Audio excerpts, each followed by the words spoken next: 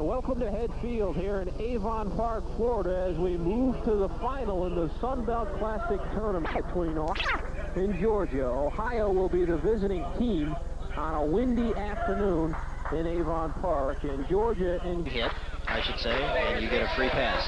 Well, Lou Ferrelli wasted no time in motioning toward first. It was a hit batsman, and up comes Al Sadler, the DH.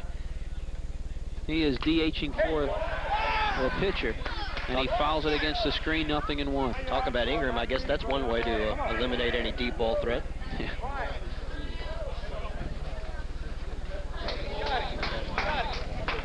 Well, they come out in Avon Park to enjoy this tournament. Well, they love their baseball here. This First time that it's been held in Florida, and they're happy to have it here at Avon Park.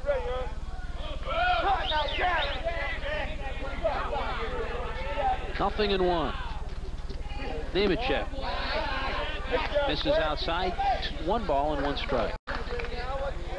Threw a waste pitch at him. He came at him with a fastball to start things off as he works the DH Al Sadler. And then he tried to throw a waste pitch hook to fool him, but the count goes even at 1-1. Sadler content to watch it sail by.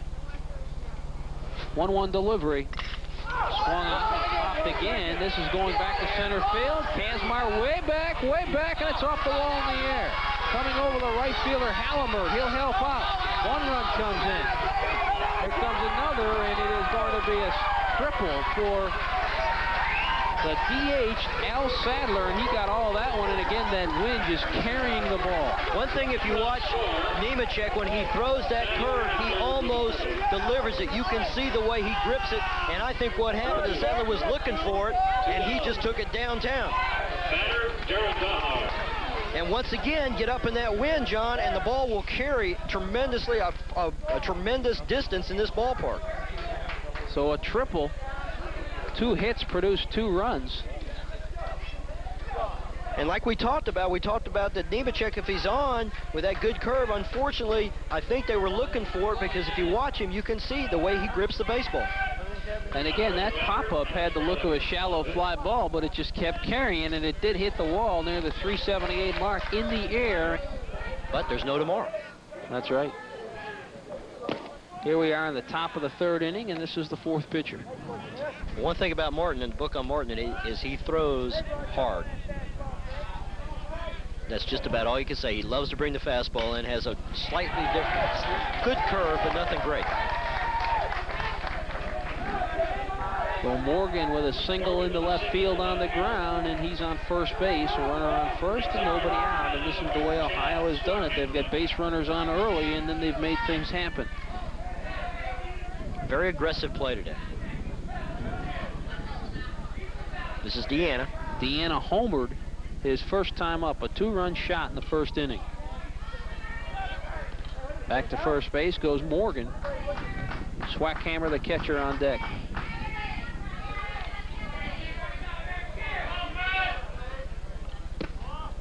Outside to Deanna for 1-0. Way outside.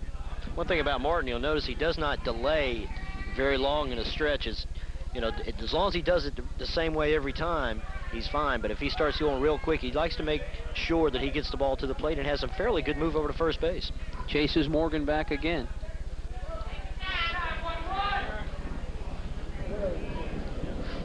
One nothing delivery goes to 2-0. Missed outside again. That was a little closer, but he was still well off the plate, and it's 2-0. Deanna, a switch hitter himself, and had that big home run, has earned some respect. They're certainly not going to give him anything to hit like you talked about. If anything, you want to keep it a little down and away so he can't get the full bat on the ball, but you still got to come in and throw strikes. You don't want to get yourself into a big inning again. 2-0. 3 balls and no strikes, high and away. So if you are Greg Pelka, do you give Deanna the green light here or tell him to take? Oh, absolutely. Give him the green light. Let him go. Let's see what happens. Bennett starts his 3-0 kick, and it's academic because he didn't come close. Another free pass. That is the 4th walk issued by 4 pitchers for Georgia, and that's going to come back to get him if they keep putting people on base. Sure will, you know. What Ohio will start doing is taking every advantage that they can, and then once you get a situation like that with men on base, then you can really just tee off at the baseball. Swackhammer, the catcher scheduled in, came in batting 167 in the series. He struck out in the first to end the threat in the first inning. Some more going on down in the Georgia bullpen. They may use every pitcher they've got today. Well, you made the key point. This is what they came for, so it's similar to a fighter. He didn't want to have anything left when the bell rings. Yeah. So a call strike, 0-1. Well, that's the first strike he's thrown in, what, 6 pitches? It was interesting before when Swackhammer was on deck. Coach Greg Pelko kind of pulled him aside, so they may have a hit and run or something like that going on right now. Swackhammer almost got hit, just missed him. And we've had our share of hit batsmen so far today. Hit pitchers, hit batsmen.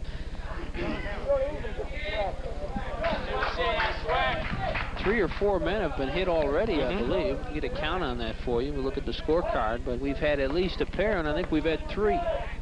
And a couple of near misses. A breaking ball that didn't break up high toward the head, and it's 2 balls and 1 strike. To Swackhammer, the catcher. Martin's definitely having control problems here, whether the runners are causing him a problem, but he's still, even when there's no men on base, he was still having the same problem. Well, it's awfully early here in the top of the 3rd, but if you were going to put your finger on the problem that Georgia's got in this final, it's their pitching. They haven't been able to throw strikes. 2-1. Loop to shallow right. Going back is the second baseman, Martin. He can't get it, nor can Ingram, the right fielder, and everybody's safe. The bases are loaded. That was a good move by Morgan not to try to come home, because he'd have had him nailed. Just took a, once again, when you got a pitcher that's not throwing strikes, you can take whatever you get. He's going to slow up. Got a little Texas leaguer in there. Well, Nick Miller was hit by a pitch, and he's on deck, and we'll take another look at this. This ball had eyes. Oh, yeah. It just falls right in the alley there, and there was no way. And once he bobbled it, Morgan thought about coming home, but he made a wise move on staying on third base. So Morgan leads off with a single. He finds himself on third now. Aaron Deanna walked, and a single off the bat of Swackhammer, and the bases are loaded, and up comes Nick Miller, the second baseman, who was hit by a pitch at his first at bat. And we're going to have another pitching change. We said there's about 20 players in each roster, 9 of which are pitchers. Well, they've already used 4, and they're heading for 5. And Bennett had a short stint, faced 3 batters and couldn't get anybody out, and he will leave. Not quite sure who they're going to bring in. There we go. It's like Al Sadler. Uh-huh. Al Sadler, a big right-hander, makes his way. From Rockdale County High School. Also plays first base as well as pitches. Uh-oh, big target. He's yours, Nick. He's yours, baby. Sadler's been working for the DH position, I believe, for this Georgia team, and we'll confirm that.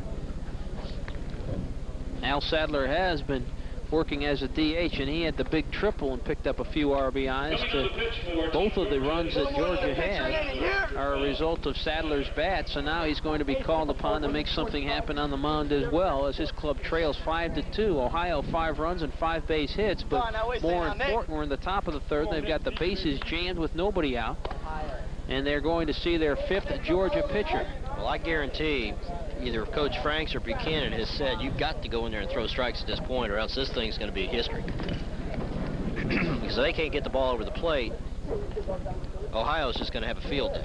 In the infield for Georgia, will have to come up on the grass and make a big play at the plate, and Tarter, the catcher, is going to have to protect the plate, because anything hit now, we've got a force at the plate, so they'll be looking for a double play home to first, and hopefully dodge a bullet, but they've got a long way to go because they've got a few guns pointing at them now. Well, that would be the best thing that you could do on that, John, even if you let 1 run come through, is just to maybe get a double play and try to clean up and try to keep the big inning from happening.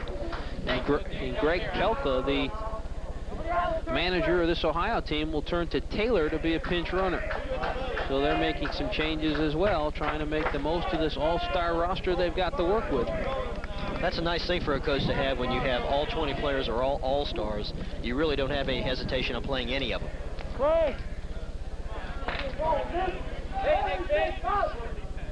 Here's the pitch. Paul strike to Nick Miller, the second baseman. Yeah, that's what he's got to do. He's just got to come in, Sadler, and just throw strikes. If they hit the ball, they hit the ball, but no free passes. Miller's 0 for 7 in this tournament. He was hit by a pitch his first time up. Nothing in one delivery.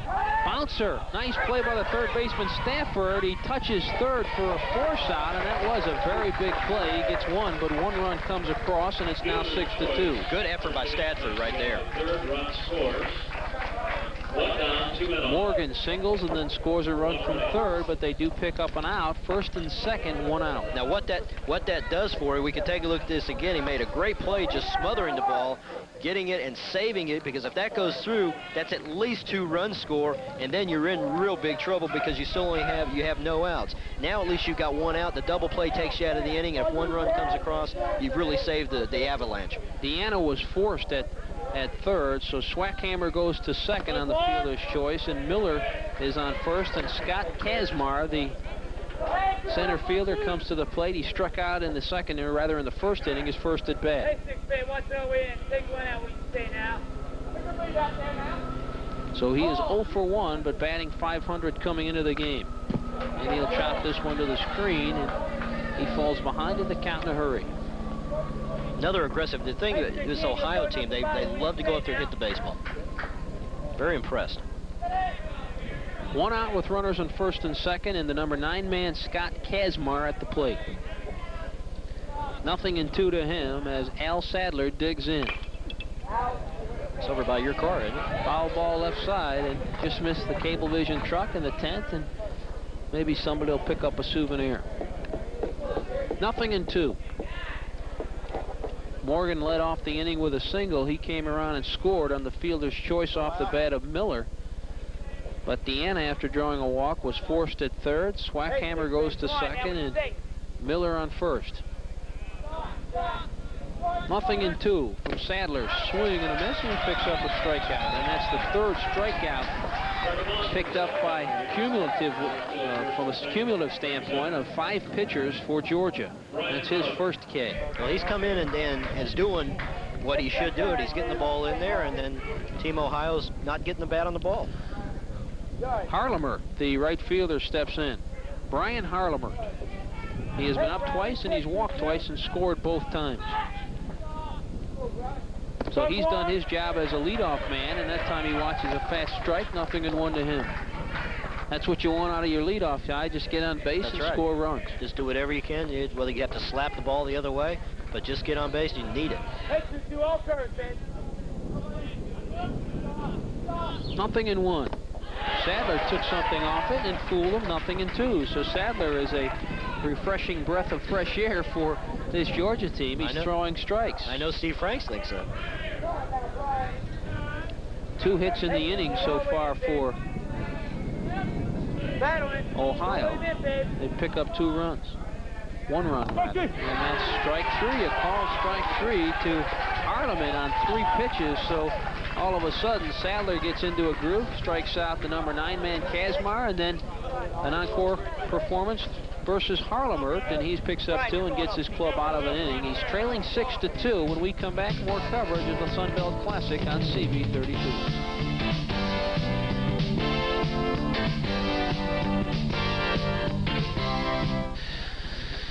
And you can see it's 6 runs and 5 base hits, but errorless ball for the boys from the Buckeye State. In Georgia, a pair of runs and a pair of hits, but 1 big error that gave 2 of those 6 runs to Ohio in the first. And in fact, they scored 4 runs in the first, and all 4 came after that error, if I remember correctly. So a very big error. It was a big error, but I'll tell you what is even more important is the job that Al Sadler did coming in, because they had loaded bases with nobody out and got out of there with just giving up 1 run. The American Outdoorsman.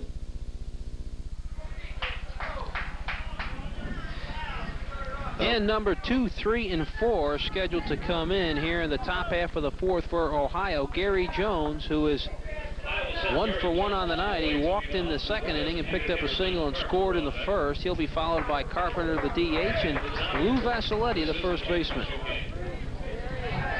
And it is still adds Al Sadler, and a bunt attempt down the third base line. Not a bad idea, just couldn't keep it in fair territory. Not at all, especially with his speed. A .593 switch hitter, Gary Jones. Here in the top of the fourth, we are scheduled for 7 here in the Sunbelt Classic. And there's a lot of sun here today. Thank goodness. 0-1 from Sadler. Fastball right against the screen. Count is 0-2. So Sadler, he came into this thing and struck out Kazmar. He also got Miller on a fielder's choice.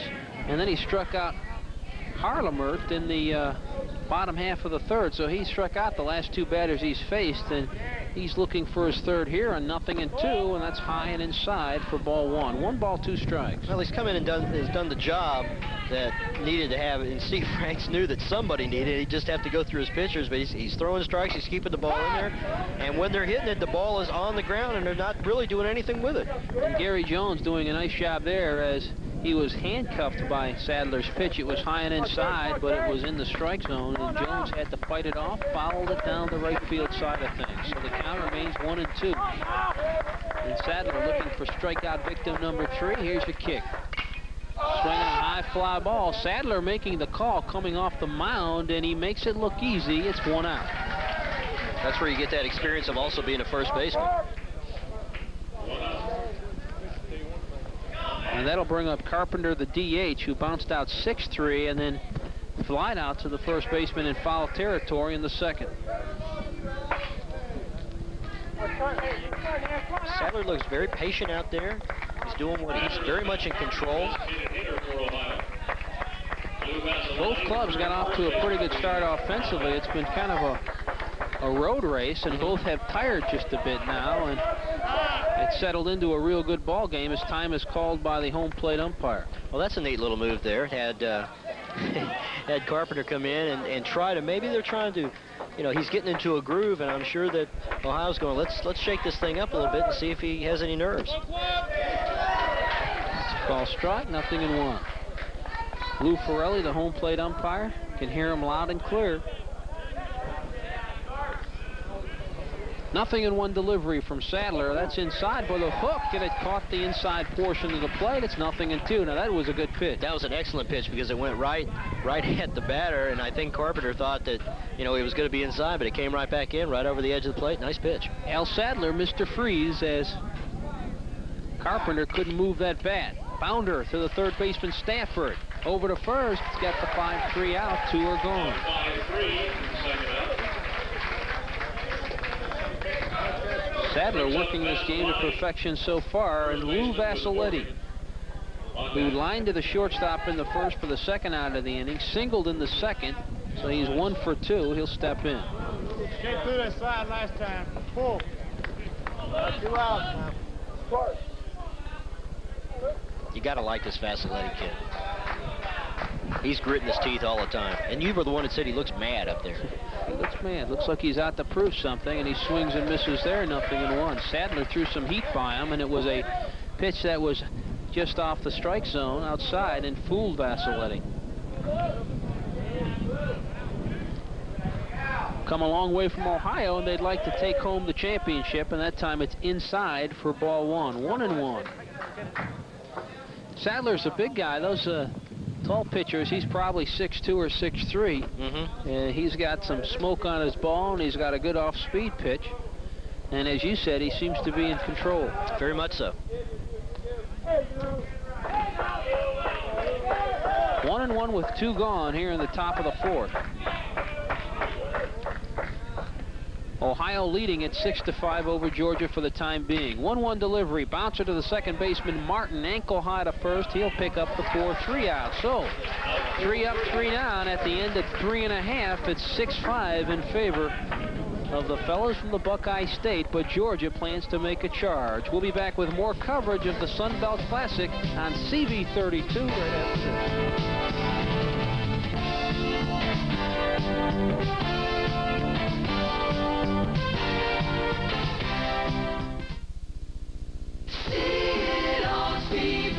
On the subject of children's programming, a statement by CV Junior Vice President Louis Russell. Thank you, ladies and gentlemen. As you can see, CV has more smart kid stuff on all day long than anybody else. Lots of fun kid stuff, too. Thank you.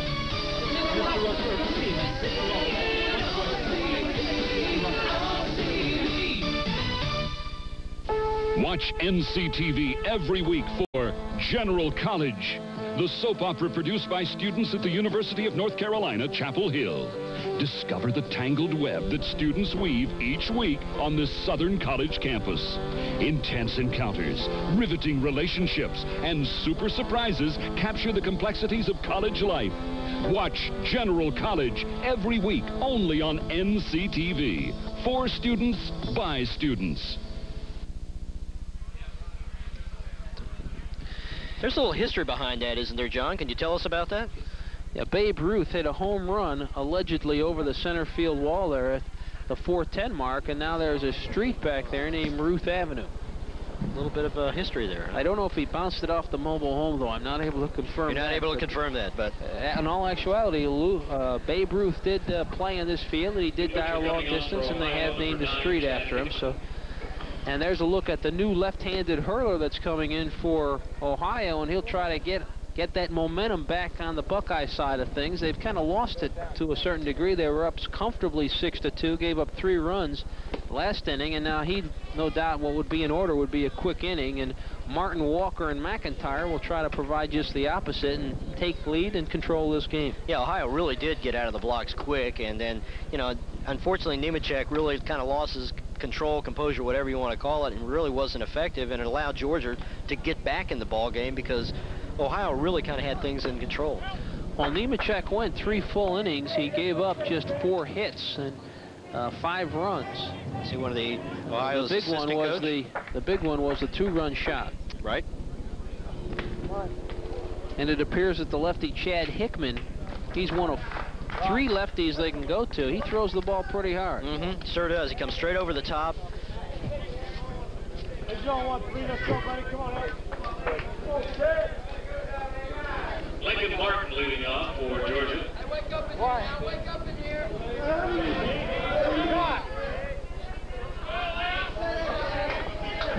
Lincoln Martin, the number 9 man that'll line up in the top of the order. Walker and McIntyre.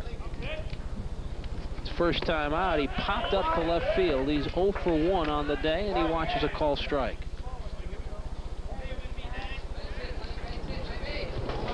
No balls and 1 strike on a hot day at Avon Park, Florida. It's a little warm today, isn't it? There's the kick from the lefty Hickman, and he'll miss outside, 1-1. Lincoln Martin from Lithia Springs High School. Throws left and bats right.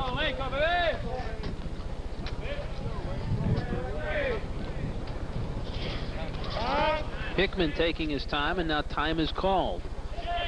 The new pitcher, and because these guys met for the first time on Monday and they have to be ready to play on Thursday, they haven't been together very long, less than a week, and they've got to go out and play like a team as the count goes to 2-1. And that's a challenge for the coaches. Oh, most definitely. But the thing about these kids, they're all-star caliber kids. They're good kids, and yeah, it's just fun to play on an all-star team such as like this. I used to do it in American Legion. You get some people that you don't know and whatever. Miller can't get it with a belly flop at second. It rolls into right field. Harlemer will fire it in, but a base hit in the gap between first and second. But to finish what I was saying, John, it does take a few days to kind of get back together. But look at this here. What he does, he just kind of goes with the pitch. And Martin just takes it right in between the first and second baseman. And it's nice to get that number 9 man on base first of all. Then you've got the top of your order coming up. Well, Walker singled and scored a run in the first and bounced out 5-3 in the second. So he's 1 for 2, 500 on the day, and he's got a runner on first in a 6-5 game. Nobody out here in the bottom of the 4th. His club trailing it by 1. He squares to bunt and fouls it at the plate, 0-1. Are you surprised to see him bunting? No, not really. I think it's a good move. You've got speed in both places, and if he happens to execute a good bunt when you're not looking for it, especially with the power he possesses, and another thing too, he probably has the option too, John, because you notice the third baseman wasn't pinching in, so lay a nice bunt down with his speed, he probably could get a hit out of it. Now they're going to be inching in though. Third baseman Deanna is cheating in just a bit, just barely on the grass. He may be looking for another bunt attempt by Walker. They may have taken it off. Nope. That ball gets away, high and away. Now that's a wild pitch. Now you've got a whole different situation. Now you've got Lincoln Martin in scoring position. They can take the bunt off, let him hit away. So Martin picks up a single, and then he goes to second on a wild pitch. And I guess it wasn't just the starter Nemechek that was having problems, because Hickman now can't find the catcher behind the plate, and they're going to discuss it. That may have been a mix-up on the signals, or once again they're talking about changing. We'll set the defense for you for the Ohio team. Deanna, the third baseman. Jones is playing shortstop. Miller handling second base duties. Vassiletti at first base. That's Lou Vassiletti. Parliament is the right fielder. Kazmar in center field. Roaming left field is Morgan, and behind the plate Swackhammer, who's getting a workout. On the hill, the second pitcher used, the lefty Chad Hickman. The starter was Nemechek, and Hickman fires ball 2 in, 2 balls and 1 strike. Nobody out here in the bottom of the 4th. It's 6-5 in favor of Ohio, but as we said earlier, Georgia has been charging, and they're once again threatening with a tying run at second base. They've really been patient in this game and just kind of chipping away at the lead. Leadoff man Steve Walker at the plate. Count is 2-1. Here's your kick. Swing and a miss. 2 balls and 2 strikes, and a nice big pitch there. Get a little bit stepping in the bucket there. If you notice, he pulled his head out and really didn't stay in there, and he was trying to take that thing way over the fence. 2-2. Let's see how Hickman handles a batter when he's ahead. Through the middle, Steve, through the middle. The second batter he's faced, and he'll pick up a strikeout, but I guess it was fouled off near the plate. Must have just got a piece of it, so the count remains 2-2. Yeah, Walker just kind of hung in there and got a piece of the ball. That's what you need to do. If you get 2 strikes, you got to guard it. Just if you can't hit it, at least try to foul it off, or just to hang in there so you can get your pitch. Nemechek, the starter, went 3 innings and gave up 5 base hits, and when he left, though, he was leading at 6-5. Swing and a miss. Strikeout for Chad Hickman. He'll pick up his first K, and a throw to second, not in time from Swackhammer, but there's 1 down. Nothing wrong with that throw from Swackhammer, too, because that's going to let Lincoln Martin know that they're thinking about it. He just can't kind of ease on back to second base. So with 1 out, Scott McIntyre, the shortstop, who flied out to center field and then walked and scored on the home run ball by Mark Tarter in the 3rd, is at the plate. He's a big right-handed hitting shortstop. 1 out, runner on second. And another time.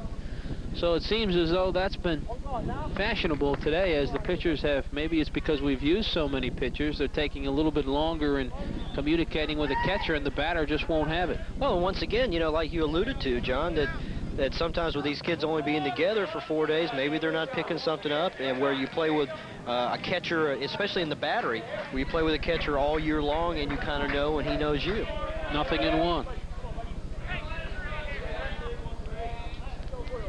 Bottom of the 4th, scheduled for 7. We have had 1 extra inning affair already in the tournament between Maryland and Florida.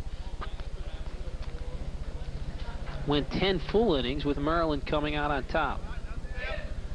0-1 delivery, squared the bunt, then pulled back, and it's a called strike. A fat strike down the center of the plate, 0-2. So maybe Hickman now has found his groove after striking out Walker. Gave up a single to Martin to lead off the bottom half of the 4th, and then the wild pitch allowed Martin to go to second, but he struck out Walker, and he's on the verge of ringing up McIntyre here. See what he does with him when he's way ahead, 0-2. He likes to bend at the waist to get his side, working from the stretch, and here's the kick. Hit hard to left field for a straight shot in the left and a single. And bobbles it, does Morgan, the left fielder, and now he fires to second to hold this thing to a single, but 1 run comes in, and it's going to be Lincoln Martin, and that's where the wild pitch will hurt you, because he got out on a single. If he wasn't on second base, he'd be standing on second right now. He probably wouldn't have even been able to go to 3rd. Now watch this. This may sound a little different, but it may have been a blessing that Morgan bobbled this ball, because I don't really think he could have gotten him to the plate. He was looking to come home. What that does now is that keeps McIntyre on first base and keeps him out of scoring position. So Morgan bobbled it. 1 run comes across, and it is all tied up at 6 apiece. I don't think he could have got him at the plate. He was coming home too fast. And like I say, it keeps Morgan out of scoring position, or McIntyre, I'm sorry. And that may have worked out for the best for him. I think the thing that really bothers me is the fact that if you're on the Ohio side, you think Martin should have been on first base when the ball was hit. He'd probably be on second now, too. True. And that's what the wild pitches and those little things behind the game, a subset of the game that really affect the outcome. Yeah, I totally agree with you. Ball outside, 1-0. Mike Tarter, the catcher, he had a 2-run homer his last time up. Flied out to the second baseman in the first inning, but in the third inning, he took one down to right field and picked up a big homer. Well, he's definitely got some power.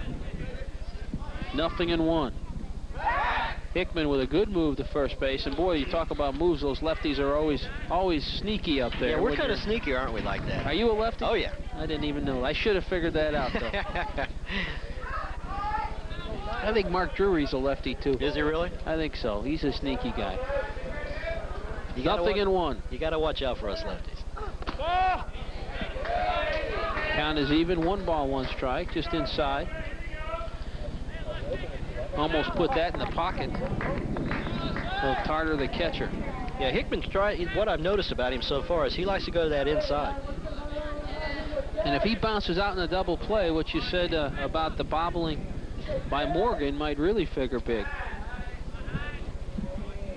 1-1. Runner on the way. Here's the throw. Swackhammer. Good throw, but the tag was bobbled by Miller. He tried to. I think, yeah, you wanted to tag glove. Right. He tried to take the glove to the base runner before he had that ball, but it was a great throw. I don't know if he would have had him anyway, but it was a good-looking throw, as we'll see it again. Swackhammer was right on the money, but like you said, I think he tried to tag him before he got the baseball. See it right there, and he's trying to put it down, and he just doesn't have the ball.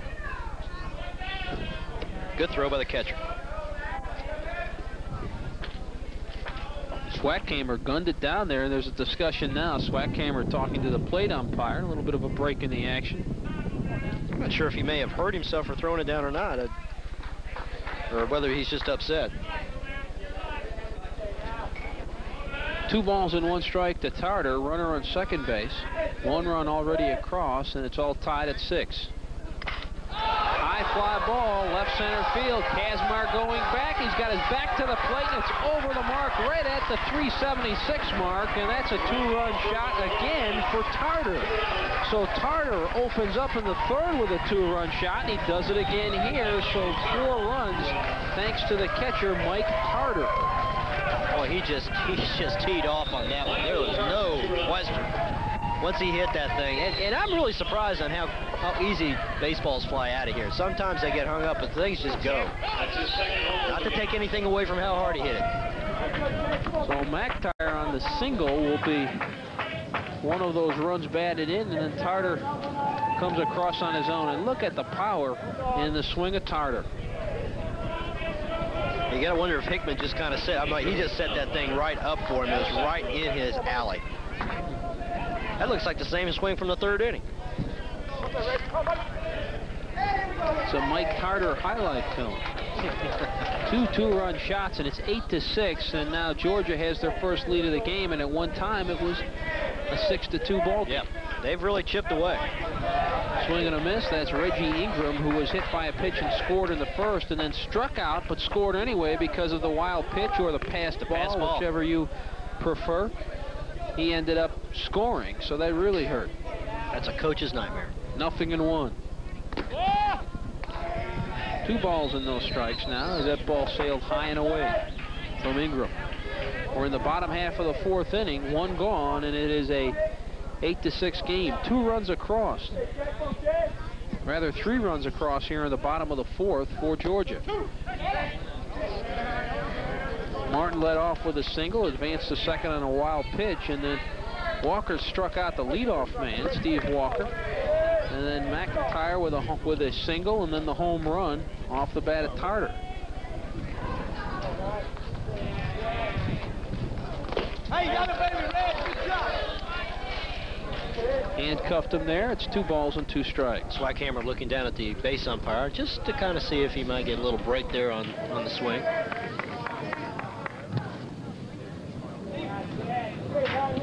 bases are cleared thanks to Tarter. And Reggie Ingram bearing down on a 2-2 pitch that falls outside for 3 balls and 2 strikes. Certainly don't want to lose him. You've only got 1 out. You don't want to get this whole thing started again. Ingram, the cleanup man for this Georgia team, so you know he has power. Payoff pitch on the way. Hit to right center. Retreating is Harlemer. Back toward the wall. There's the power we were talking about. You called that one, buddy. So 2 home runs back-to-back. 3 home runs in the game, 2 by Tarter, and Ingram follows suit after Tarter dials long distance, and right now it is a 9-6 game, and boy, if Georgia's not explosive, I don't know what high school team in the country is. Boy, I tell you what, they are just teeing off on the ball. But I really think, too, not to take anything, Hickman is serving them up pretty good and just putting them right there. And once they know that they can get you, that's the type of freewheeling both of these clubs try to do. Let's look at this again. And he really extends on this swing. Now watch where the baseball is. Hickman just kind of serves it up, and look at this. Boy, he got everything through that one.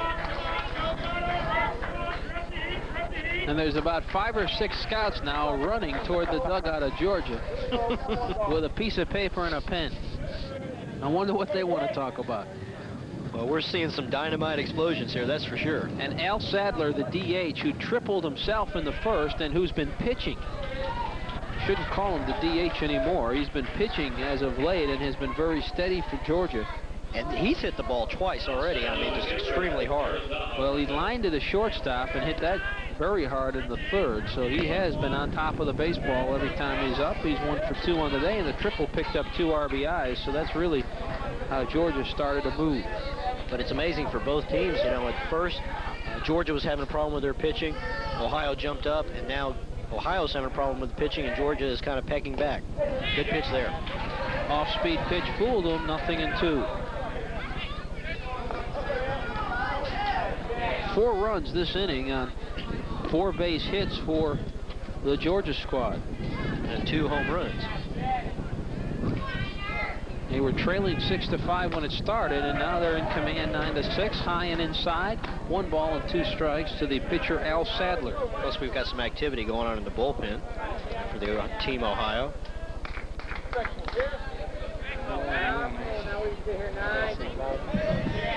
1-2 delivery, swing and a miss, and he strikes him out. So he gives up back-to-back home runs to Tarter and Ingram, but then he rings up Sadler. But when all is said and done, 4 runs and 4 base hits, nobody left on base, and all of a sudden, Georgia has a 9-6 lead, and there's only 2 outs.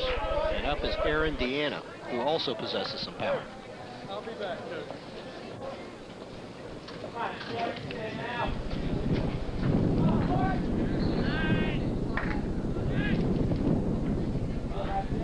Hickman delivers down low. Rather, they're going to call it a strike, 0-1. Dowhauer was hit by a pitch in the first inning and then doubled in the 3rd inning. So with 2 gone and nobody on the base, he'll try to get a 2-out rally started. Yeah, I called him Deanna. I apologize. It's Dowhauer. Action in the bullpen again. That's becoming a very common occurrence today, as this has been a real slugfest. Not sure who number 24 is down there. 1-1. We'll get that for you.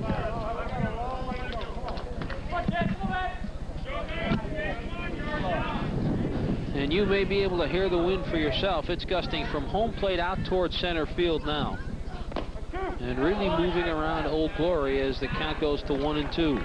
Dowhauer was not real pleased with that call right there. If you could have seen the look he gave back to the umpire, it was classic. I'm not sure, but I don't think Lou Ferrelli really was bothered by it. What do you think? I think you're absolutely correct on that. He doesn't seem to, I think Lou's got some thick skin there. I'm not sure, but 1-2, swing and a miss, and there was no questions asked there. That's another strikeout for Sadler. So 2 home runs, and then he strikes out the last 2, and what a difference a couple batters can make. That's an interesting pair. 2 homers and then 2 Ks. You see what the score is, 9-6 Georgia. They've got their first lead of the game, and now Ohio will have to answer back as We move to the top of the 5th on CV 32.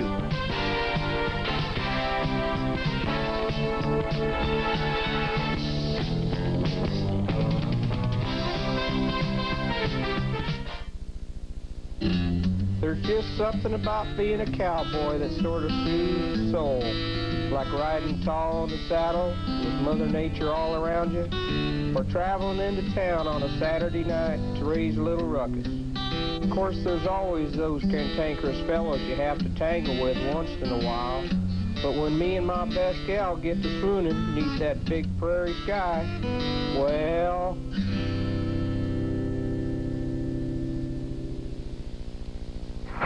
Here we are at last. Finally, your favorite film classics are on CV 32. I don't know what you're talking about. Of course you do. CV 32's Friday Film Classic with features like 2,000 Women and Emperor Jones. I suppose he's got his funny side. Certainly. Take Innocence in Paris and The Fast Lady. You ain't seen nothing yet. Not if you miss Friday Film Classics on CV 32. Goodbye, folks.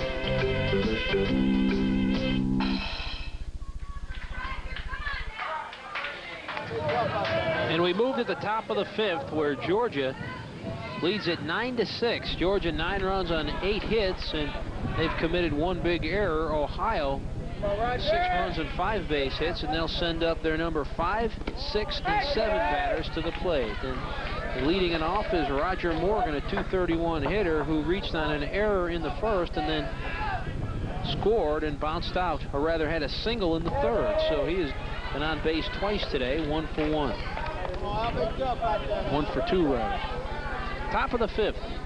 2 balls and no strikes from Al Sadler, the fellow that really came in and put out the Ohio fire. Ohio had used 4 pitchers, and Sadler was the 5th, but he was the only one of the 5 that could solve the clue. He has stopped Ohio. Absolutely. He is the only one that's been able to throw strikes and get the ball across the plate. Came in the 3rd inning, and since then it has been very quiet from the Ohio standpoint. They have not scored any runs on Sadler. He would be the winning pitcher of record if he can hold on, pull something off at there, swing and a miss, and it's 2-2.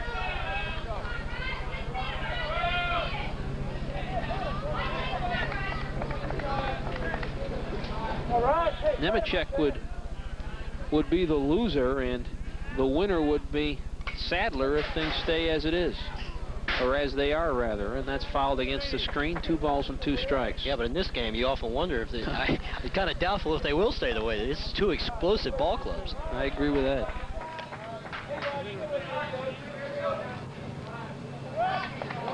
Count is even at 2 balls and 2 strikes, and this is when Sadler has been dangerous. He's got just 1 strikeout since coming in, rather 2 strikeouts. He struck out both Kazmar and Hallemer, and add 1 more to the total. Morgan never had a chance on that. That is strikeout number 3 for Al Sadler. Morgan looked a little frozen on that one right there. I'm not sure he thought they were going to give him that.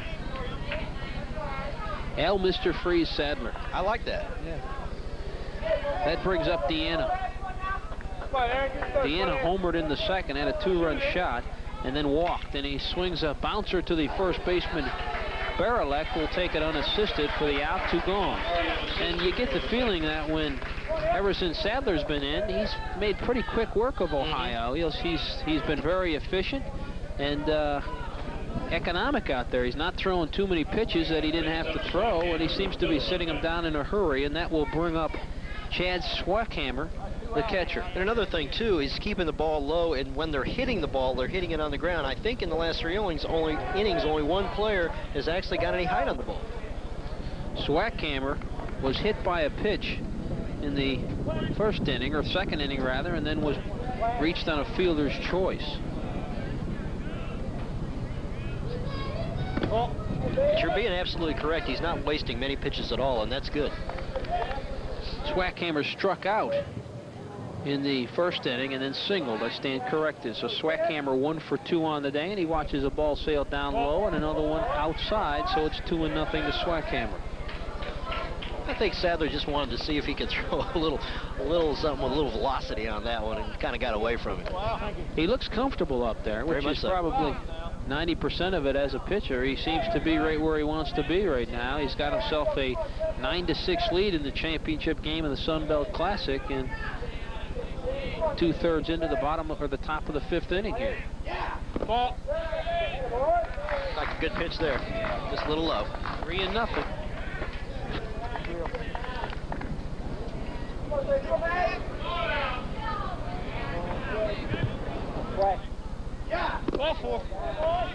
Four straight pitches to Swackhammer just after I commended him on his economic style of play. He must be listening. He throws 4 balls consecutively, and he gives a free pass to Swackhammer.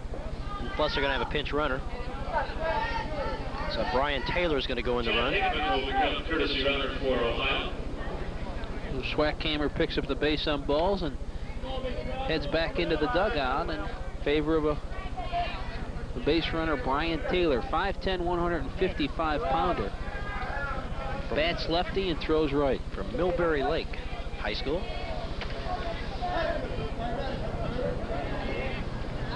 Morgan went down on strikes to lead off the top of the 5th, and then a unassisted ground out to first baseman Barilek for out number 2, and then the free pass to Swackhammer, and now Nick Miller. Make that Brian Taylor as the runner at first. Brian Taylor.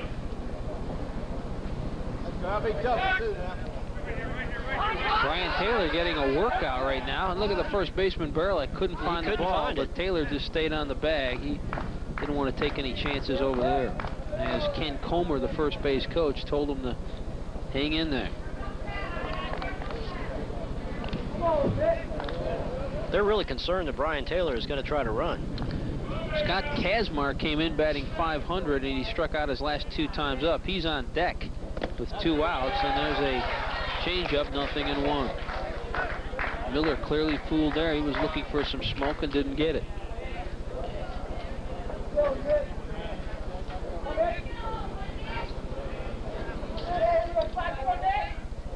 Two gone here in the top of the 5th. 9-6 in favor of Georgia. 0-1 delivery, call strike, 0-2. Good pitch there.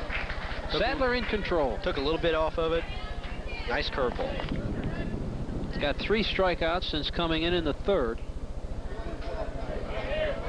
And he has set up Miller to be his 3rd victim. From the belt on 0-2, and they'll just watch that one. And there goes Mr. Freeze again. That's strikeout number 4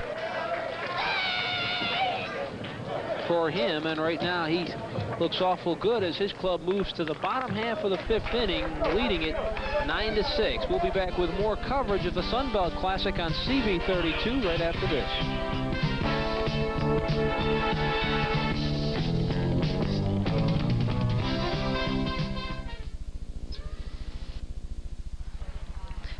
Al Sadler definitely in control. We talked about he set him up with 2 curveballs with an 0-2 count, and they came down with a heater, and there was just nowhere. He was so handcuffed, it wasn't even funny.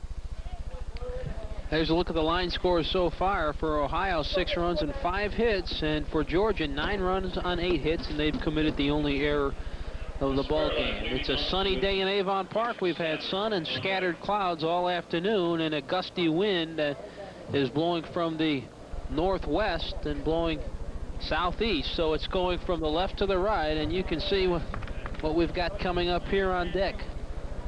Barilek, Stafford, and Martin. Georgia definitely in control of this game for the moment. 7, 8, and 9.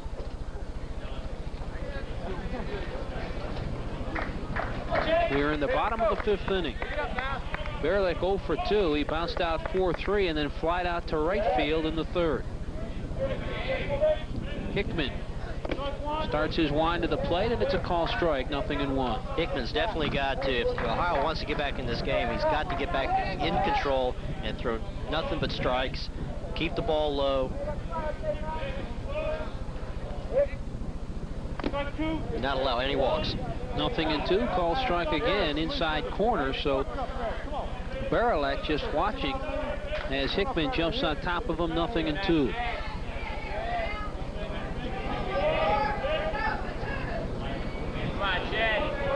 0-2 delivery.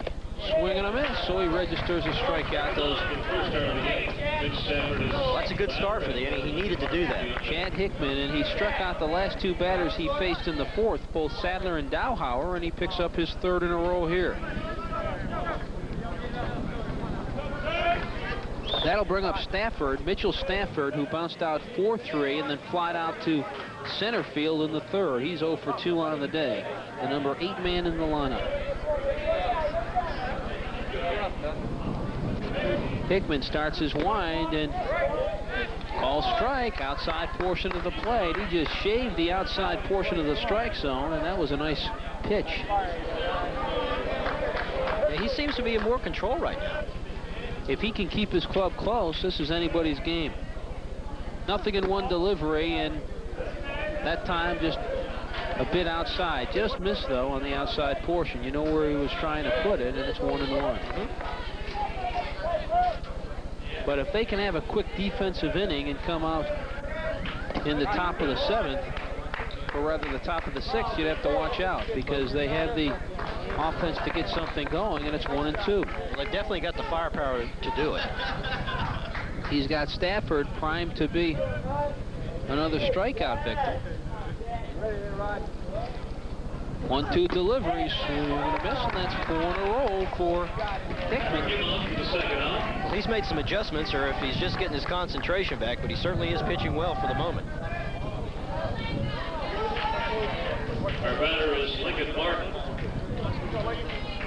Got 4 strikeouts, and he'll be facing Lincoln Martin, the number 9 man, who popped out to the left fielder in the 2nd inning and then singled and scored in the 4th. And that was a nice scoop by Swackhammer, the catcher, out of the ground. Nemechek went 3 innings, and Hickman came in the 4th. He's only pitched an inning in 2/3, bounced foul as it heads toward the dugout of Ohio. He's only pitched an inning in 2/3, and he's registered 5 strikeouts. So every one of his outs have been via the strikeout.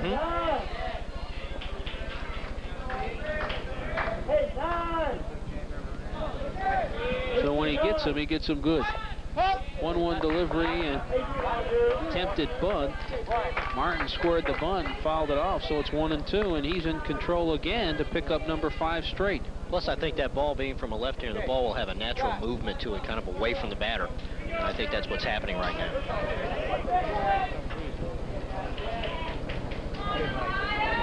Problem is, when he doesn't get a guy, he lets him get 2 consecutive home runs there, which really hurts. It's feast or famine, that's for sure. That's what I was trying to say. Was Thank that you, it? Tom. Feast or famine for Chad Hickman. I like that. There you go. 1-2. 2 gone here in the bottom of the 5th. Here's the pitch. High and tight, 2 balls and 2 strikes. Good time to try to nibble maybe high and inside, see if the batter, Lincoln Martin, Lincoln Martin will go after. Now you've got 2-2 count. Come right back with his little curveball right here. He takes something off it, and he did, and it's fouled to the right side toward the clubhouse. Count remains 2 balls and 2 strikes as you see it roll into the bullpen and batting cage area at Avon Park. A nice baseball complex here at Avon Park High School. And we were at the Colonial Classic a little earlier with CV32, and we were treated to quite a baseball complex there. George Kirchgassner's Colonial High School. There's a slicing shot in the center field. Coming in to make the grab was Kazmar. That will retire to side. 3 up, 3 down. So they needed a quick defensive inning, and that's exactly what they got. And as we move to the bottom half of the 6th inning, it is, or top half of the 6th inning rather, it's 9-6 Georgia, and Ohio trying to come back on CV32.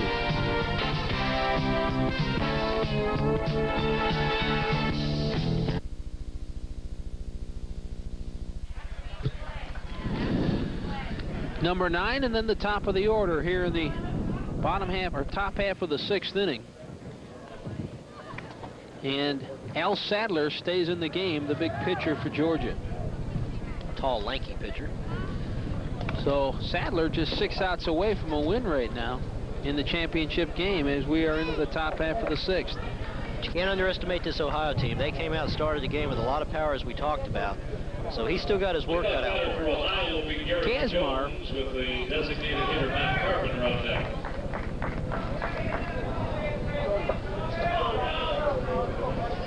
Kazmar, Halamert, and Jones. And Kazmar is batting .500 in this series. He struck out his both times up, his both previous at-bats today, so he is anxious to get a hit. I was watching him in the on-deck circle last inning when he was on deck and didn't get a chance up, but he looks as though he's strictly business. Oh, yes. So it'll be number 9 and then the top of the order here in the top of the 6th. And Sadler comes after him with a fastball, pop up to the infield. It's the shortstop McIntyre that makes the catch, one gone. And Sadler again makes quick work of an Ohio State hitter. Well, once again, and I know you touched on it, he's not wasting any pitches. He's keeping the ball down. He's being very productive, and he's mixing it up very well. So a pop-up to the shortstop, and already on one pitch, there's one out, and now Halamert, the leadoff man, steps in. He struck out his last time up and walked his first 2 times up. Bounces it to the first baseman, Barilek with a backhand, and now a race to the bag, and Barilek wins the race. So 2 pitches and 2 outs. Nice play by Barilek there. Went to his right, really grabbed that shot that was coming down. It could very easily handcuffed him. And what he does, he just gets in real good position. He has a real good beat on the ball. Just moves to his right, gets down at crotch right there. Now, I was surprised he didn't go over the pitcher Sadler, but he felt like he had a foot race there that he could beat it to the bag, which he did.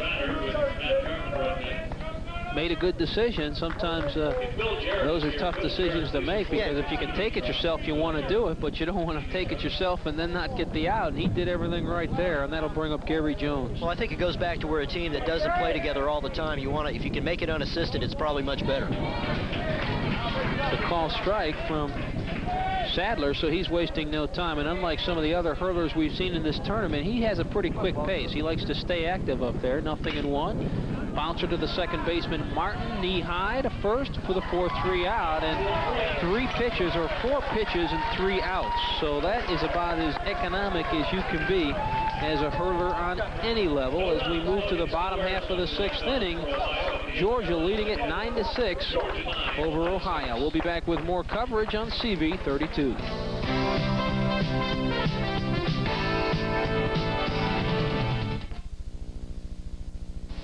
Watch NCTV every week for General College, the soap opera produced by students at the University of North Carolina, Chapel Hill. Discover the tangled web that students weave each week on this Southern College campus. Intense encounters, riveting relationships, and super surprises capture the complexities of college life.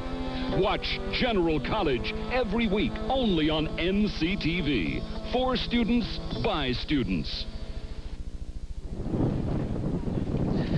6 runs on 5 base hits for Ohio and 9 runs on 8 base hits for Georgia. They had the error on the shortstop in the first inning that allowed 2 unearned runs to come across for Ohio, but they have hung in there and just kept chipping away, and a pair of home runs, consecutive home runs, and all of a sudden they've got the lead 9-6, and here we are into the bottom of the 6th inning.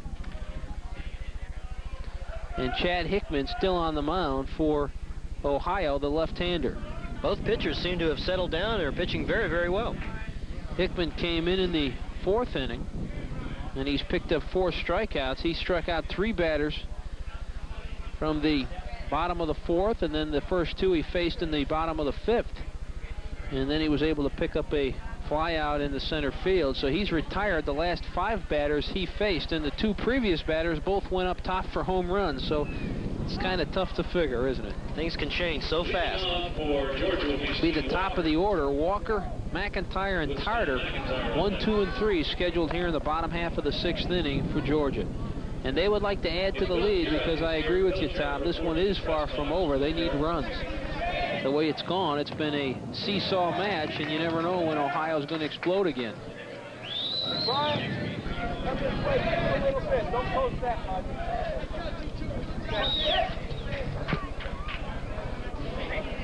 1 ball and no strikes. Hickman versus Walker, the leadoff man, who is 1 for 3 on the day. Singled and scored in the first, tapped out 5-3 in the second, and struck out in the 4th for the first out of the 4th inning. With that short inning, Hickman certainly didn't have time to get cold, but he's come out and thrown the first 2 pitches as balls, so he just doesn't have that control like he did last inning. 2-0, and you don't want to put Walker on base. Walker, one of the men that runs very well for this Georgia team. 2-0 delivery. Hickman needs a strike. Let's see if he can find one. There it is. 2 balls and 1 strike.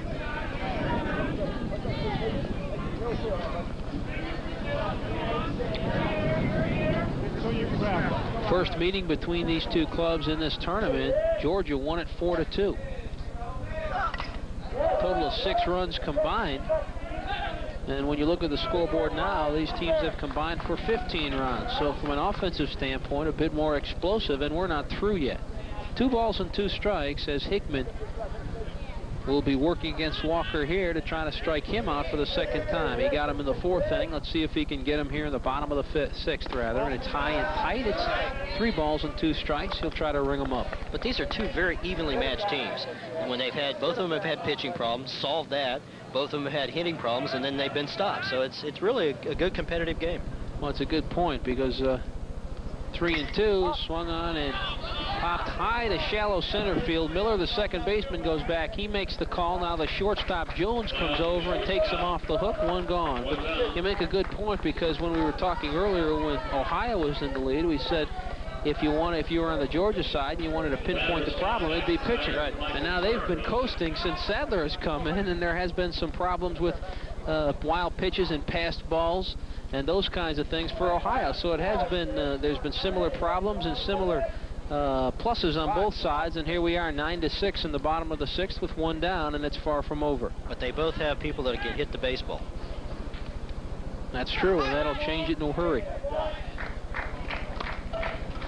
McIntyre, the shortstop, 0-1 to him. Singled in the 4th and scored. He walked in the 3rd and scored on the home run by Tarter. He's been an RBI for Tarter both times, and Tarter's gone long on him. High and inside, 1 ball and 1 strike. Once again, Hickman likes to come in that high inside pitch. In the 1st inning, McIntyre flied out to center field. His only hit on the day, a single in the 4th. 1-1 with 1 gone in the bottom of the 6th. There's your pitch. A golf swing produces no results. It's 1-2. McIntyre got a little anxious up there. And there is action in the bullpen. Mark Bender from Swainsboro High School getting the gun warmed up. 1-2 delivery. Good check swing. Didn't go around as Randolph Harvey down the first base line. The umpire said no. Catcher Swackhammer asked for an opinion, and Harvey gave him one, and he said he didn't break the plane. So it's 2 balls and 2 strikes. Hickman has his sign, and here's your 2-2 kick. Laced to left field for a base hit. 2 hopped to Morgan in left, and he'll gun it in to Jones, the cutoff man at short. A nice base hit for McIntyre. That's his 2nd base hit of the day, and guess who's coming up to the plate? Tarter. His last 2 at-bats have produced 4 runs batted in. He's got 2 consecutive home runs. The big catcher. And they're talking about it on the mound, too. He flied out to 2nd in the 1st, but it's been all uphill since then. A 2-run shot in the 3rd and a 2-run shot in the 4th. And if you take those 4 off the scoreboard, it's a 6-5 game in favor of Ohio, but that's a big if.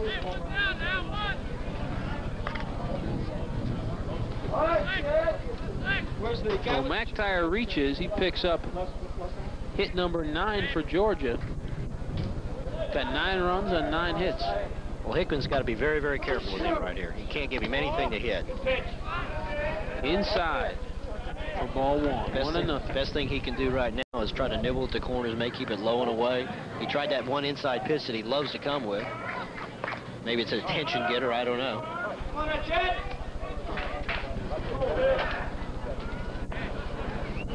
2 for 3 and a pair of homers for Tarter, the catcher. Hickman goes to the belt, runner off, high and tight. Throw to 2nd, not in time. There was no way he was going to get him there. He stole the base on the pitcher. So a stolen base for McIntyre and a high A dangerously high and tight pitch to Tarter, and it's 2 balls and no strikes, and we'll watch McIntyre run. Yeah, we didn't get a shot of it, but he really stole on the pitcher and Hickman, and there was no way a good throw wouldn't even gotten him. He was there. Because really the throw was pretty good. Well, yeah, it was just a little low, but my point was that he really stole on the pitcher, Hickman. Yeah, he was well on his way, that's for sure. Swackhammer, I think, did his part for the most part. And Tarter still stands there, and he's in control. 2 balls and no strikes with a runner in scoring position. We'll get a look at that jump. Yeah, see, he had a great lead already. He was 3 steps off the bag, and he was halfway down, and the ball wasn't even at the plate yet. So you get a lead like that, and it's very surprising. Hickman, being a left-handed pitcher too, really didn't kind of come over, because he had a giant lead there on first base. And you're right. Usually those left-handers really make you play it straight over on first base because of the dangerous move, but not that time. 2-0, and now it's 2-1 after a swing and a miss on a changeup. So it looked like Tarter was looking for some heat and didn't get it, and it's 2-1. Hickman taking a little bit off the baseball there. And I think what happened was Tarter was way out in front of him. Well, the stolen base takes away the prospects of a double play, so could figure big on a bouncer to the infield. 2 balls and 1 strike. Here comes Hickman's delivery. Got away from catcher Swackhammer again. And I'll bet you it's been at least 5 or 6 times that has happened. And that one looked like it was unhinged. That was a wild pitch there. Swackhammer is certainly earning his keep today, working hard in a hot Avon, Florida sun. Avon Park, Florida sun. It's awfully hot, and they had a game earlier today, and here we go again. 3-1 with 1 gone, runner on third. McIntyre reached on a single, stole second, and just advanced to third on a wild pitch, so he's set up to come across with a base hit. 3-1, and he makes it 3-2. Swing and a miss. Again, a changeup or off-speed pitch that caught Tarter. One thing you don't want to do is let Tarter extend his arms. If he can extend his arms, he gets full power. The best thing to place him is play it low on the inside where you can jam him where he can't get that extension. Big pitch coming up for Hickman on 3-2. Bottom of the 6th inning. His club trailing 9-6. Right in the hole, and that's just a snap hit. He just punched it out there in the hole, and he goes to 3 for 4 on the day with 2 home runs and 5 RBIs. It's now 10-6, and 5 of those runs are a direct result of the bat of Mike Tarter. Well, the thing about what he did there, and we can look at this again. Notice now he got the pitch a little bit on the outside and low, and Tarter went right with the pitch and slapped it in the left field. And the count was 3-2. So Tarter causing fits for these pitchers from Ohio. Both Nemechek and Chad Hickman have had their share of problems.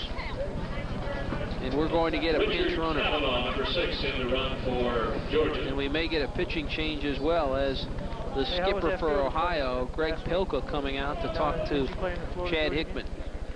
Yeah, we got Richard Cavanaugh, as you said, down on first base. Pinch running. But what a day Tarter's had. We talked about Schmidt's day for Maryland versus Florida. He had a couple home runs and some acrobatic defensive plays, but Tarter has certainly done all you could ask of an all-star in this tournament. It's like we're going to have a pitching change.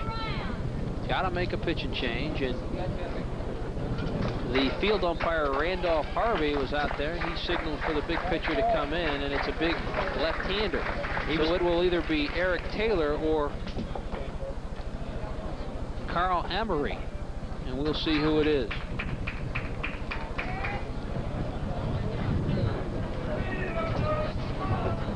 Wearing number 24, a big left-hander. They had just 3 in the pen. Looks like it may be Eric Taylor. And with a pitching change, we'll take a short break. We'll be back with more coverage of the Sunbelt Classic on CB32 right after this.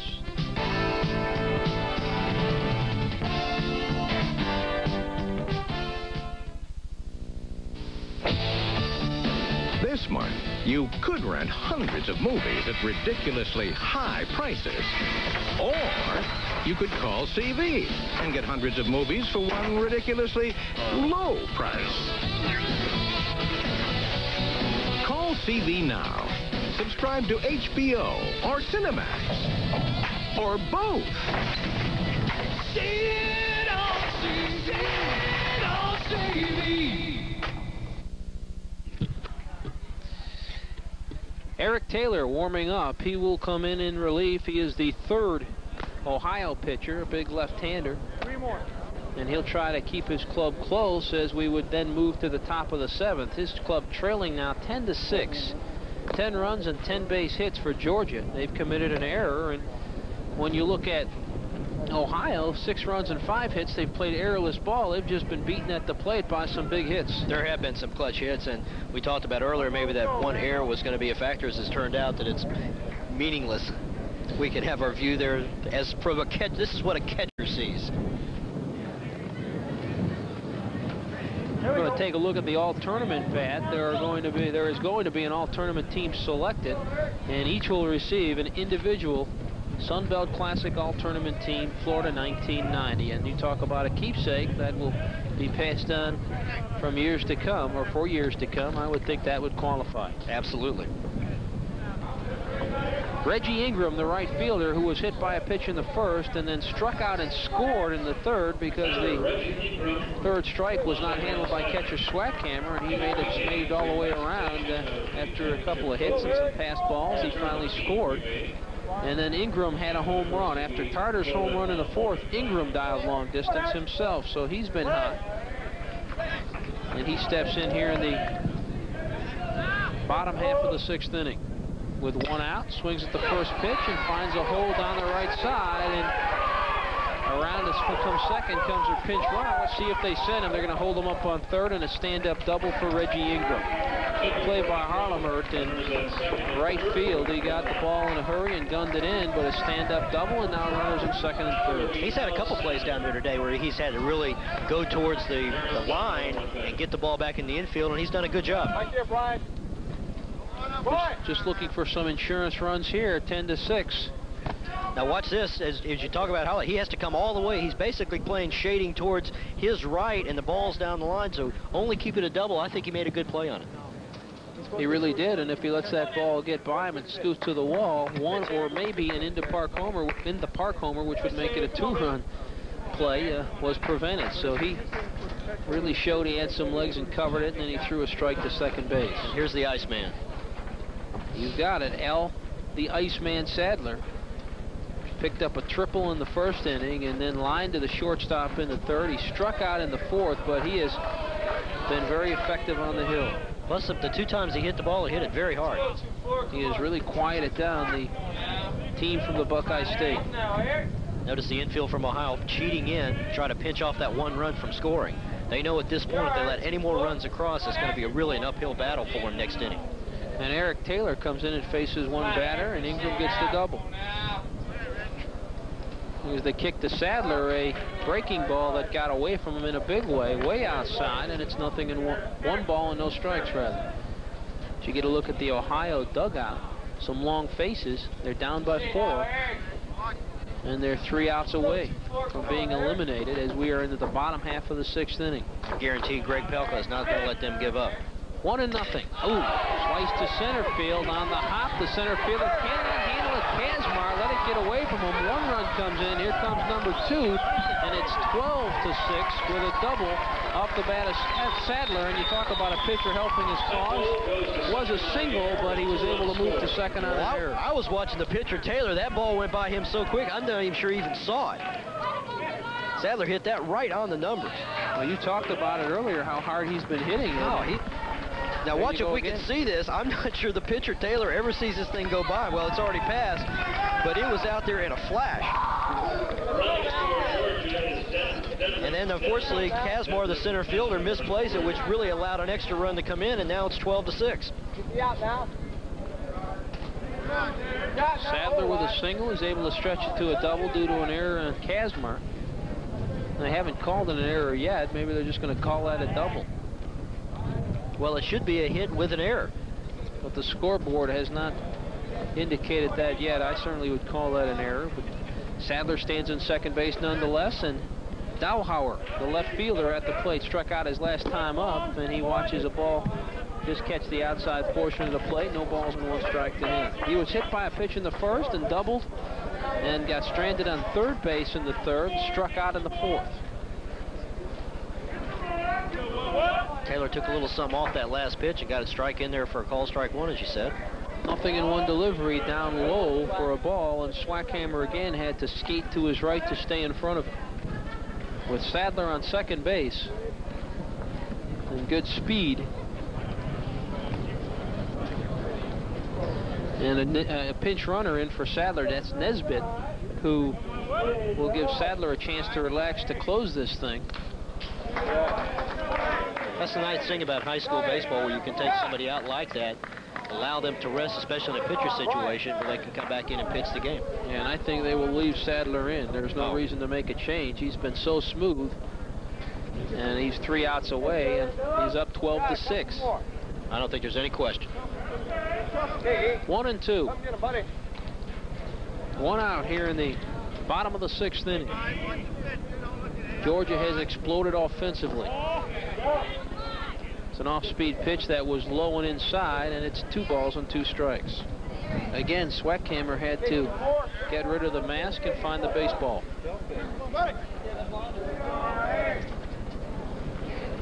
Now the wind has shifted and is blowing in toward home plate, so it has been unpredictable. Swirling, it swirls a lot in this stadium. 2-2 delivery, swung on and fouled right side. Count remains 2 balls and 2 strikes. Sit right there, Brian. Avon Park, the city of champions, 7 state champions in high school baseball since 1945, and they really take their baseball seriously. And they came out for this Sunbelt Classic, first time ever played in the state of Florida. The Classic has been around since 1977, but it has been played primarily in Tulsa. But it comes to the Sunshine State in 1990, and ball 4. Ball 3 sails in, but apparently he was hit. It would have been 3-2, and they're going to call that a hit batsman. Well, I guess so. Must have just nicked him, because didn't look. I don't even think Dowhauer knew that he knew he'd been hit. Let's look at it again. Now it comes awful close, but it just must have nicked something. Caught him. Maybe, yeah, right on the foot, right down there.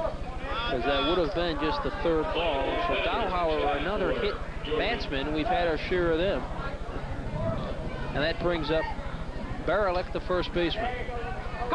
Bounced out 4-3, flat out to right field, and struck out in the 7th, so he's 0 for 3 on the day. And he falls behind in the count, 0-1. Runners on first and second. Sadler on second base. He singled and moved to second on the hit batsman, and rather on the error of the center fielder, picks up a double, and there's a pinch runner in for him on second base, and then Dowhauer standing on first base. Barilek looking for more. His club ahead 12-6.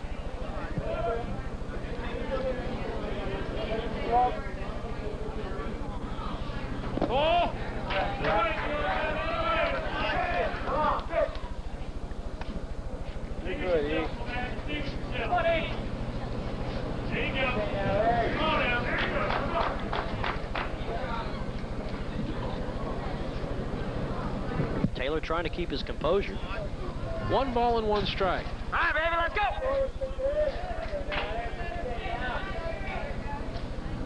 One gone here in the bottom half of the 6th inning. Eric Taylor trying to get his club out. A swing and a miss. 1-2. Some shadows on the field now as we move into the late afternoon. You can see the shadows from the lights out here. Ohio playing Barilek straight away. And he'll call timeout. A lot of timeouts today in the game, too. We've had a lot of wild pitches, a few passed balls, a lot of hit batsmen, and a lot of sun. Hit pitchers? Yeah, we had 2 hit pitchers. We had a back-to-back home run. Right. 2 balls and 2 strikes with 1 away. Not a blazing pace, that's for sure, in this championship game. It started out with both clubs generating offense, and that's slowed it down, and several pitchers. Going on to 3 hours for the game. Third pitcher for Ohio, and 5 pitchers have been used for Georgia. And as you said, we're nearing the 3-hour mark. 2 balls and 2 strikes. Here's your pitch. Swing and a miss, and he picks up a K. And that'll be Stafford now, the third baseman. I think we have a pinch hitter there, Lewis. So Mitchell Stafford, scheduled to come in, will not bat. It is going to be Lewis. Fayette County. For Georgia, Robert Lewis.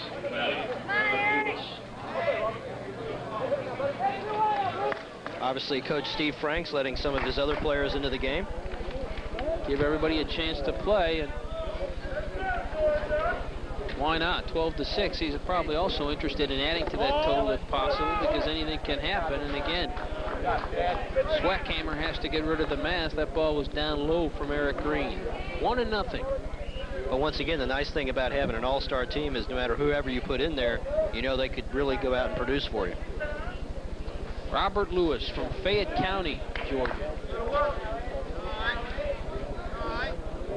1 ball and no strikes. Runners on first and second with 2 gone here in the bottom of the 6th, and Georgia is in control, 12-6. Bouncer down the third base line, gets by Deanna, and that's going to be trouble. Here comes run number 13. And everybody's safe. Runners on second and third. It is 13-6 in favor of Georgia as the pinch hitter Robert Lewis picks up a stand-up double. Goes into second base standing, and Dowhauer goes into third. Let's look at it again. He just got the pitch. It was right down the line, and it was really tough. There was almost no way that the third baseman was going to be able to pick that up. So Lewis on second, Dowhauer on third, and up comes the number 9 man. Scheduled was Lincoln Martin, and let's see if that's who they'll send up. I think they've got another pinch hitter in there, and I believe, yeah, it is Lincoln Martin. Okay. Lincoln Martin's going to stay in. The number 9 man with 2 gone and runners on second and third. He's got a chance to pick up an RBI here. And boy, Georgia's really exploded offensively, leading this thing 13-6. Well, they've hung in there and they've done what they've had to do, and they've gotten clutch hits, some strong performances. So you have to give them credit. 11 unanswered runs. They trailed at 6-2 at one time. Here's a bouncer back at the box. Taylor picks it up and goes to first for the 1-3, and they end the inning. After 6 full innings, Georgia in control, 13-6, 13 runs and 13 base hits, and we move to the top of the 7th on CV 32.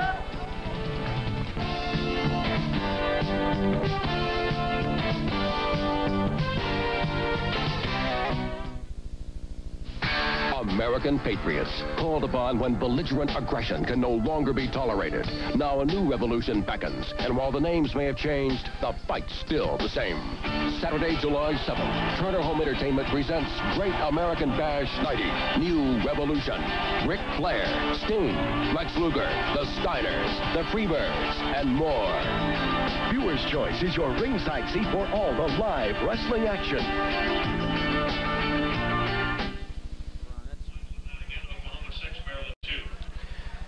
3, 4, and 5 scheduled here in the top of the 7th as Ohio's down to their last 3 outs in this championship game in the Sunbelt Classic. They trail at 13-6. Ohio has scored 6 runs and 5 hits.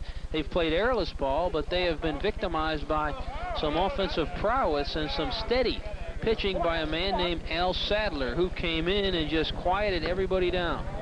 Things were pretty dismal for Georgia pitchers until he stepped into play, and since then things have been very quiet. He's done an exceptional job, and he is the pitcher of record if they should hold on, and all likelihood is that they will. He'll pick up a win in this championship game. He has been phenomenal. He really has. He's, you know, like you said before, John, he hasn't wasted any pitches.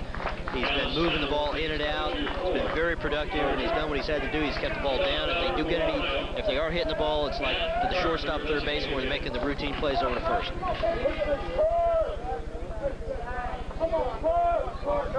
He's pitched 4 full innings, and he has shut this Ohio team out. And he fires a strike there, 0-1. So once again, he jumps right up on top of Matt Carpenter, the DH, who bounced out 6-3, flied out to the first baseman, and bounced out 5-3 his last time up, and he's way behind 0-2. A fastball that he just barely fouled off over the screen. I was going to say, you bring your glove out here. The balls are starting to fly back towards us. But we're protected with this screen. 0-2. So more of the same for Al Sadler, jumping ahead of hitters and then trying to ring them up. 0-2 delivery, swinging a high fly ball in foul territory right side. Sadler breaks on it and he makes the catch. Sadler's a one-man show. When you look at Tarter, the catcher, catcher's saying, "Hey, how about letting me do something today?" He was laughing with the first baseman, and they were looking at each other like, "Okay, we'll just let him take control here." Well, he's breaking all the rules. Pitchers aren't supposed to be able to hit. They're just supposed to, the catcher will direct on who. That's generally a first baseman's play there, but like I said, he plays also first base, so it's instinctive to him. Well, pitchers usually just point. Lou Vaciletti, 1 for 3 on the day. He lined to the shortstop in the first for the second out of the inning. He singled in the second and bounced out 4-3 in the fourth. We're in the top of the 7th, and that's a foul over the screen. Count is 1 ball and 1 strike. Ohio down to their last 2 outs now, and they trail it in a big way, 13-6.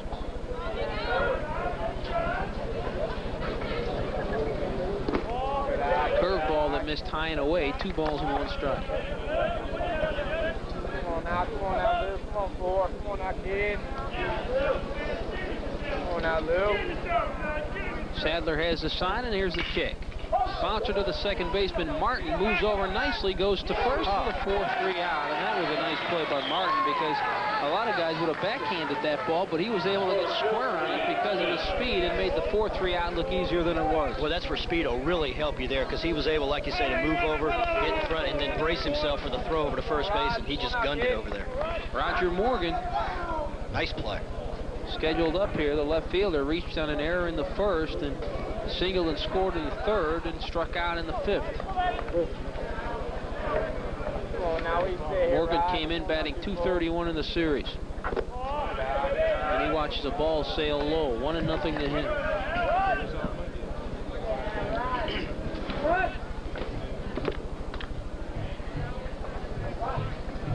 Two outs in the bottom of the 7th. Top of the 7th, rather. Might as well be the bottom of the 7th, though, as it's 0-2 now.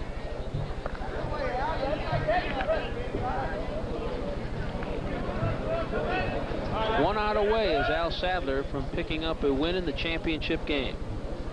Here's your pitch. Curveball that just missed. Trying to get him to nibble on that outside of the plate. Roger Morgan trying to extend this game a bit further. And Sadler wants to end it right now. 2 balls and 1 strike is the count. The scoreboard indicates it's 3-1, so 3-1.